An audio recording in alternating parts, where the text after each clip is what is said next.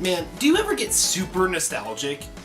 Like, not just a little bit nostalgic, I'm talking crazy nostalgic. The kind where your gut twists up inside you and your heart gets all crumpled and you just get really nostalgic for, like, the days when you were a kid and you wish you could relive those times. I just rediscovered this case of old PC games I played as a kid, and holy crap, these games, some of them were childhood defining.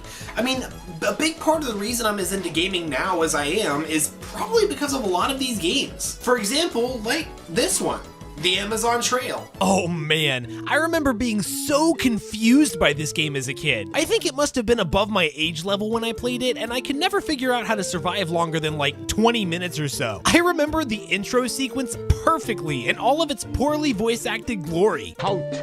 I've been told to be on the lookout for a stranger. Who are you? Taking pictures of different plants and animals for the photo album, fishing for little blobs, talking to random explorers about the efforts to preserve stretches of the Amazon River from development in order to preserve the diversities of cultural and environmental life in one of the most remote and dangerous locations on the face of the earth. This game is edutainment-rific! We have passed through a blue mist into another time and place.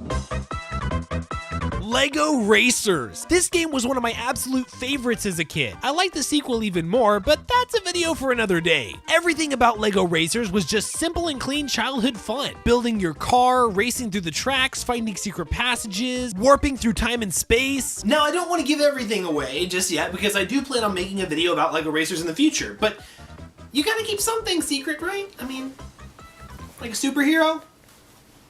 Like Spider-Man? Spider-Man, the movie, the game. I have a weird history with this one. I owned it for years, but I was never actually able to play it because our computer was too old for it to work. The only times I ever got to play Spider-Man was when I was at a friend's house and he always hogged the computer, so mostly I just watched the game. I always wanted to play it though, and who knows? Maybe sometime I'll get around to experiencing this game firsthand. Come to think of it, that actually happened with a few different games when I was a kid. I specifically remember going and buying some of these games and then not being able to ever play them because our computer wasn't good enough. It's kind of a shame. But one game I don't remember buying, like, at all, is Atari Combat. Seriously, I have no idea where I got this game, and it's so obscure that I highly doubt anybody else but me ever played it. This game is so obscure that almost the only information I could find about it online was a picture of its cover art. I have no idea when or how I got this game, but I have a feeling it was on sale for like 10 bucks at an office supply store when I was a kid. Anyways, Combat is a weird one. It's very arcadey, and I think it's actually a remake of an Atari arcade game from back in the day. You pilot different tanks through these really simple levels and shoot the bad guys. That's about all there is to it. And while it is super simple, I remember enjoying this game a lot as a kid. I could never get very far though. Another super obscure game I played as a kid actually wasn't that much of a game at all.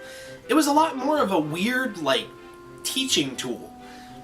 Get ready for Explore the Bible, The Life of Christ. And no, I'm not kidding. Believe it or not, this game isn't quite as obscure as Combat is. The website for this one is still up and running, but unfortunately, I can't get the game itself to run no matter what I try. It's just too dang old, and trying to get DOSBox working confuses me to no end. But through a lot of trial and error, I managed to access a lot of the source files for the game so I can show them off. This game was pretty much a gigantic Sunday school lesson with lots of Bible lessons and stuff, but I personally never got into any of that very much. I much preferred the other part of the game, a 3D castle you could explore, find clues, and unlock secrets. I never got very far in the castle as a kid because I mostly played this game out of boredom when there was nothing else to do. But hey, it was something, I guess. If I can ever figure out how to get this game working, you can bet I'll be making a video on it in the future. Holy crap, yes! Freaking Army Men. You might remember from my Sarge's War review that I love Army Men to death. This series was my childhood. I played it all the time. Sarge's War was a lot of fun, but also pretty hard for me as a kid. Also, coming back to the game, I had forgotten how intense the Fog of War is. I mean, seriously, talk about clouded vision. Air Attack was another great one, but I could never seem to get very far when I played it. I always got killed really quickly as a kid when I played this game, and while the gameplay was fun, it never held my attention for very long because of the difficulty. The game that did keep me playing though was Army Men 2. Oh my gosh, this game was so incredibly good. The campaign was fun and intense with lots of levels and loads of twists to the gameplay and setting. This was the first Army Men game to introduce the real world as an environment, and it's a lot of fun to explore. The multiplayer was also loads of fun. I always loved making huge armies and taking them with me to attack the other teams. I especially loved the maps that took place in the real world. I loved the bases made of Lincoln Logs. And speaking of real-world environments and Lincoln Logs, another game I played sometimes was Oregon Trail 2.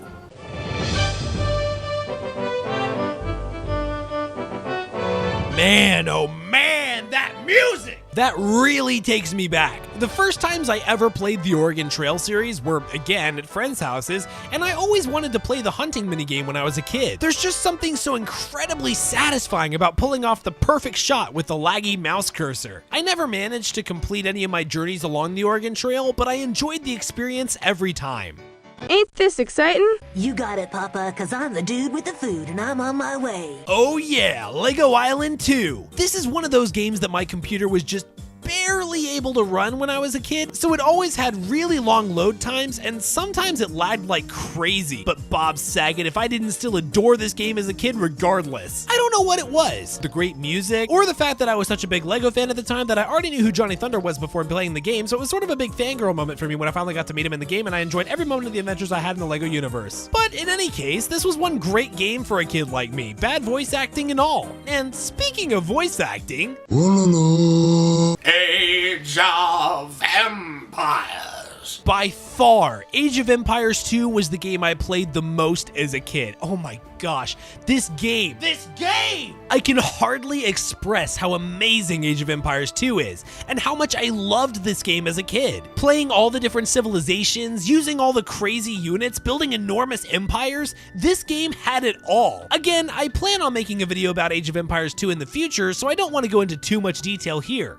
But it's really amazing how much the games we play when we're young can impact us, and shape us into the gamers we'll become. I've always had a soft spot for strategy games, and I think the reason I enjoy Civilization 5 so much today is because of my roots in Age of Empires 2. You know, I think if there's one thing I've taken away from revisiting all these old games I used to play as a kid, it's the importance of preserving our past as gamers. It really shocked me just how difficult it was to get some of these games running in the first place, and it makes me really sad to think that in the not too distant future, some of the most cherished games of our childhoods won't be possible to play anymore. With the next generation of consoles phasing out backwards compatibility, and with emulating old PC games getting increasingly difficult by the year, it legitimately scares me to think that we're not far away from a huge portion of gaming's history being lost forever. So to developers and publishers alike, I just want to say this.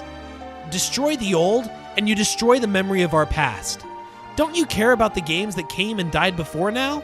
The games that made this new future possible, that paved the way for what gaming is today? There is no future for the people who worship the future and forget the past. So please, on behalf of myself and all the other gamers who love the games of our past, I challenge developers and the people who push our medium forward to find better and better ways to preserve the games of the past. Now, remakes and re-releases, they're great. They're awesome. HD remasters and all that, that's awesome. And it's a great way of preserving some of the more mainstream games, but they happen so seldom and for so few games that we lose so much of gaming history every year. More games become unplayable and unfindable even. And I just really, really hope that we won't lose this important part of what gaming history is. These incredible experiences that we may never get back again. To do our best to preserve the past so that we don't lose it in the future. Because if we do, the future of gaming will be all the better. Well, that got really intense there for a minute. Let's talk about one last game from my childhood so we can lighten the mood a little bit for the end of the video.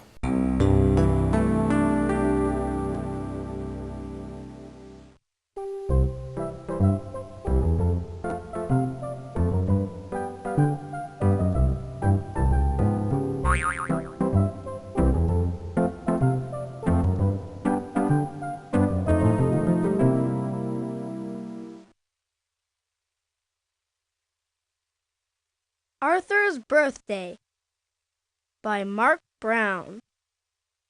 Did anybody else ever play this game? Well, okay, maybe it's not so much of a game as an interactive storybook, but that still counts, okay? Arthur's Birthday is a point-and-click version of the classic children's book. I loved this game as a kid, but I have to say it was probably more because I loved the Arthur TV show than anything else. And oh man, the Arthur TV show. Remember the Love Ducks episode? Oh, and the one where they have to help Buster study so he gets to move on from 3rd grade. Oh, and you know what? Actually, I think I know what my next video is going to be about. So, next time, everybody, we're going to be looking at the Arthur TV show. And don't worry, we'll get back to Arthur's Birthday soon. So, until next time, everybody, video games! Hey everybody, thank you so much for watching this video. I really hope you liked it. And if you did, if you'd leave a thumbs up down below, that would be really awesome. And if you want to see more videos from me in the future, consider subscribing. If you're in the mood to watch some videos about scary games, why not check out these? Here on the left is my video about One Night at Flumpty's, a Five Nights at Freddy's fan game. And here on the right, we have The Letter, one of the most scary Wii U eShop games ever. Thanks again for watching, and I'll see you all next time.